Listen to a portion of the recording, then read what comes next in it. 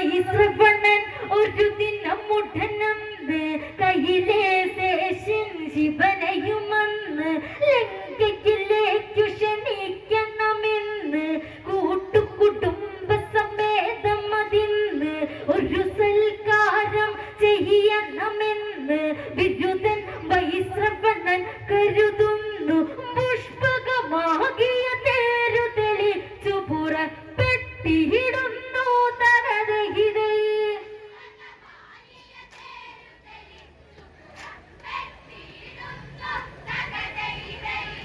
അവനീശൻ ശിവനേക്ഷേ നീ പതിനായി തകതഹിതേ.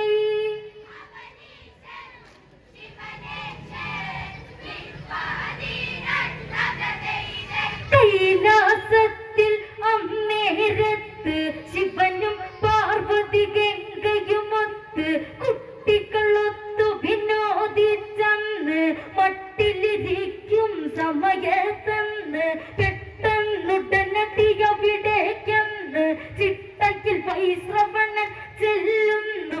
മട്ടിൽ തൊഴുതു വണങ്ങി നമസ്കാരം ചെയ്തിടുന്നു തകതഹിതേ.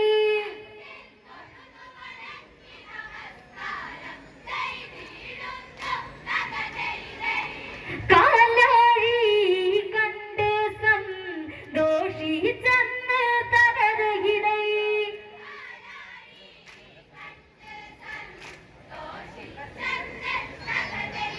വൈശ്രവണൻ ഓരോന്ന് തുടർന്ന് ശിവനോടായ തുരച്ചിടുന്നു.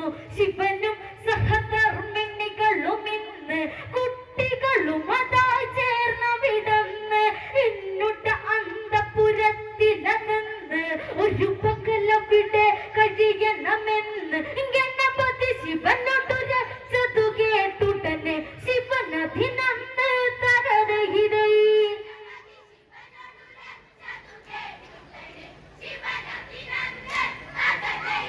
ഗണപതി ശിവനോടുരച്ചതു കേട്ടുടനെ ശിവനധിനന്ന് തകതഹിതേ.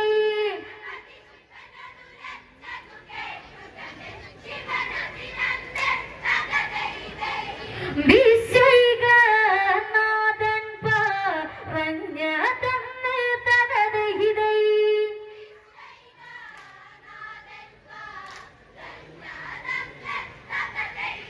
ഇന്നു പറയാൻ കഴിവില്ലതിനിന്ന് പിന്നീടൊരു ദിനം അതു ഞാൻ വന്ന് നിന്റെ പുരത്തിൽ കഴിയാമെന്നും ഇന്നു വരും നിന്നെ എന്നോട് മകന ഗണപതി മതിയെന്ന് തകതഹിതേ.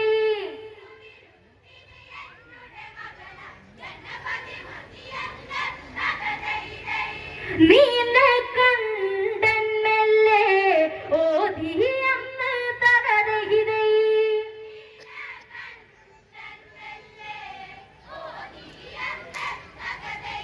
ലങ്കേശന് ഹുങ്കേറെ വളർന്ന് ശങ്കപ്പെടിഞ്ഞു നിനച്ചവനെന്ന് എങ്കിൽ ഹുങ്കു നശിച്ചിടുമെന്നും ഗണപതിയിൽ മന്നമൊട്ട ശിവനെന്ന് മനസാലൊന്നു കനിഞ്ഞതുമന്ന് ഗണപതി